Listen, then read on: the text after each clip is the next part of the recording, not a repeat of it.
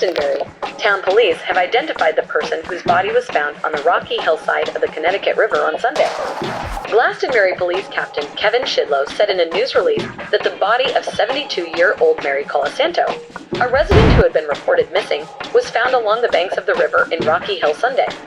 Shidlow said the recovery effort involved personnel from the Glastonbury Police Department, Rocky Hill Police Department, Glastonbury Volunteer Fire Department, Rocky Hill Fire Department, as well as dive teams from the Portland and Middletown Fire Department. He said no further details are being released at this time. On Sunday, Rocky Hill Police Lieutenant Steve Morgan said a boater notified officials of the discovery. At around 8:53 a.m., Morgan said the body was located in the water near the shoreline south of Ferry Park.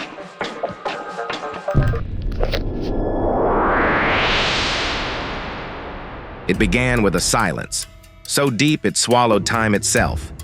In the quiet woods of New England, bones were found, scattered, unnamed, unclaimed. Not one body, but many. Who were they? How long had they been there? And most disturbingly, why has no one come looking? This isn't just a case of missing persons. This is a cold trail warmed only by questions, haunting, unanswered questions. Each remains uncovered opens a door to the past, and possibly to a predator still out there. As officials dig for the truth and forensic labs race against time, we dive deep into what might be one of the darkest mysteries modern New England has ever known. Who are the dead? Why were they hidden here? And is this just the beginning of something far more sinister? Viewer discretion is advised. What you're about to hear is real, and the silence around it is no longer safe. This is Times and Tide. Subscribe now for the full investigation, and stay to uncover the truths time tried to bury. Like, comment, and share your thoughts below, because the tide always returns the truth.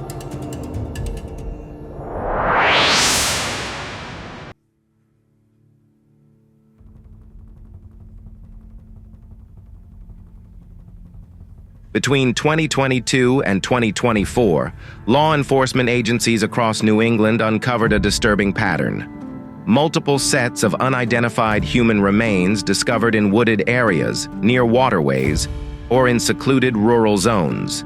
These discoveries, scattered across Massachusetts, Maine, Vermont, and New Hampshire, sparked widespread media coverage and public concern, raising fears of a potential serial offender, overlooked missing persons cases, or systemic breakdowns in identification protocols.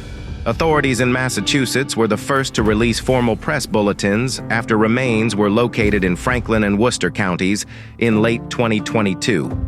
The Boston FBI field office coordinated early analysis efforts alongside state medical examiners. In April 2023, a set of remains found in Penobscot County, Maine, were confirmed to belong to a missing teenager from Lewiston, later identified through dental records and mitochondrial DNA. These cases were treated independently at first, but by mid-2023, regional coordination intensified.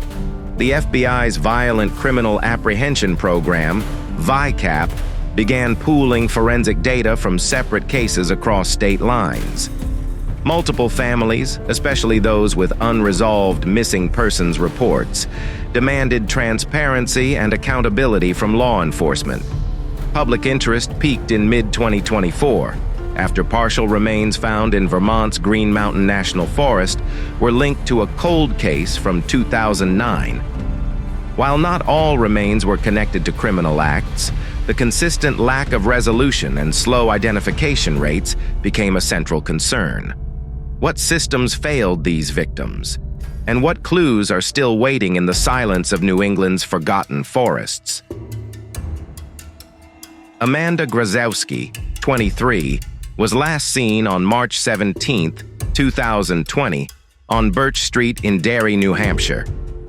According to public statements from the New Hampshire State Police, she was staying with acquaintances in Derry and reportedly left on foot without her belongings, including her cell phone and purse. Her disappearance was reported shortly after, and she was entered into the National Crime Information Center, NCIC, as a missing adult. For months, search efforts, including ground teams, canine units, and aerial surveillance, were conducted in the Derry area. Despite widespread media coverage and public appeals from her family, no trace of Amanda was found. On March 20th, 2025, human remains were discovered near the Hoodcroft Country Club golf course in Derry. The New Hampshire office of the chief medical examiner confirmed the remains as Amanda Grazewski through forensic examination. Her cause of death remains undetermined, and the investigation is ongoing. Amanda's mother, speaking through a family spokesperson, expressed sorrow, but also a sense of closure. "We prayed for answers. We now know where Amanda is, and we hope justice follows." Officials have not stated whether foul play is suspected, but emphasized that all possibilities remain open. Amanda's case underscores ongoing concerns about systemic response delays in missing persons investigations. Michele Romano, 56, was reported missing on August 18, 2024. Her last known address was on Hazard Avenue in Warwick, Rhode Island. According to the Rhode Island State Police, Michele's sudden disappearance raised red flags due to her consistent contact with family and friends. On March 25, 2025, human remains were discovered off Plainfield Pike in Foster, Rhode Island. The remains were identified as Michele Romano's by the Rhode Island State Police using dental and DNA records. Authorities have classified her death as suspicious, and the investigation is ongoing. Local media outlets, including WJAR News, reported on the extensive search conducted in collaboration with the FBI and State Medical Examiner's Office. The discovery site was cordoned off for several days for forensic analysis. Family members have been vocal in urging investigators to leave no stone unturned. Michele's sister stated, "She was a vibrant soul. We need to know what happened, and we need justice." Michele's case adds to a growing list of unsolved investigations in the region and has reignited calls for increased resources to solve cold cases involving adult women. Suzanne Wormser, 58, was found deceased on March 19, 2025, near the Colonel Ledyard Cemetery in Groton, Connecticut. According to police and media reports, she had been living with Donald Koffel, 68, who later became the primary suspect in her death. Groton police responded to tips from concerned community members and discovered human remains near the cemetery grounds. On April 25, 2025, Donald Koffel was arrested and charged with murder, tampering with physical evidence, and improper disposal of a body. He later confessed and is currently held on a $1 million bond. Authorities believe the killing took place days before the discovery of the body, and evidence collected at the scene included personal effects and digital communication between the victim and suspect. People magazine covered the case extensively, citing law enforcement and court records. Suzanne's case stands out among recent discoveries because of the swift identification of both the victim and the suspect. Yet it also underscores the broader issue of domestic violence and the vulnerability of isolated individuals. Mary Colasanto, 72, was reported missing on March 30th, 2025. She was last seen near her residence in Rocky Hill, Connecticut. After weeks of coordinated search efforts by the Rocky Hill and Glastonbury police departments, her remains were found on April 27th, 2025. The remains were located along the Connecticut River shoreline near Ferry Park. Authorities confirmed her identity through forensic methods. However, the cause of death has not been publicly disclosed. According to the New Haven Register, Mary's case prompted a large public outcry and volunteer-led searches along the riverbanks. While investigators have not released details suggesting foul play, the circumstances remain unclear.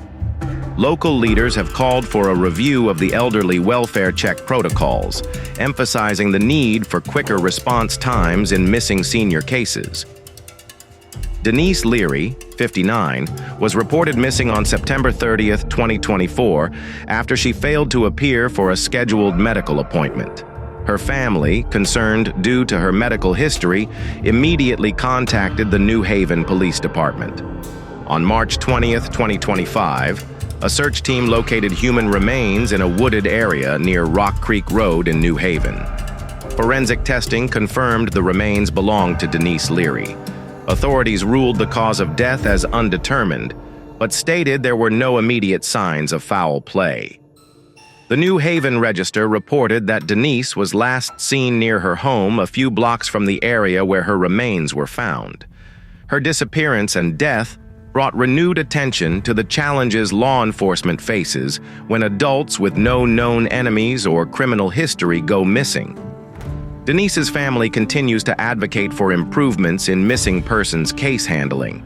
Her brother remarked, "Denise didn't live loudly, but she mattered deeply to us. We just want answers." As forensic labs across New England ramped up efforts in early 2025, the backlog of unidentified remains became a primary concern. State agencies turned to new partnerships with forensic genealogy companies to expedite identification through familial DNA.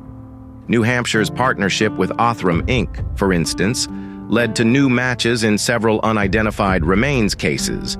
Connecticut similarly expanded its database access by aligning with the FBI's Combined DNA Index System, CODIS, and the National Missing and Unidentified Persons System, NAMUS.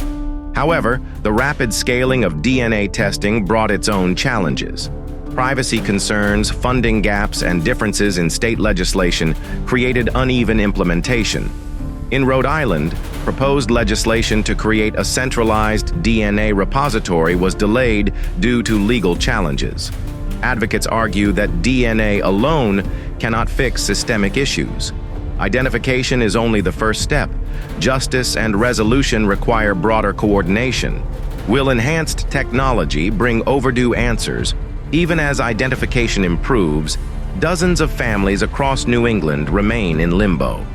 Missing persons like Anna Rivera, Springfield, Massachusetts, and Tamika Holt, Portland, Maine, continue to be spotlighted by advocacy groups and local media. Families have taken matters into their own hands, organizing search parties, printing flyers, and funding private investigators. Digital tools such as social media campaigns and geolocation-based apps like Citizen and Nextdoor have become crucial in sustaining awareness. But trauma lingers. Several families have publicly expressed frustration with what they perceive as procedural apathy or slow response times from police. What does resolution mean for those left behind? And how do you hold on to hope when months turn into years? Public comment sessions revealed strong support from families, survivors, and experts. The biggest hurdles remain funding and political will. Yet for the first time, there appears to be consensus across agencies that siloed operations are no longer sustainable. If implemented, these measures could drastically reduce the time between disappearance, discovery, and identification. Is New England finally ready to treat unidentified remains as a public crisis, not just a police matter? From the rocky coastlines of Maine to the quiet suburbs of Rhode Island, the recent string of human remains discoveries has left a heavy psychological imprint on New England. While each case is unique, the accumulation of unresolved deaths, especially among women, has raised legitimate fears, emotional exhaustion, and distrust in systems meant to protect.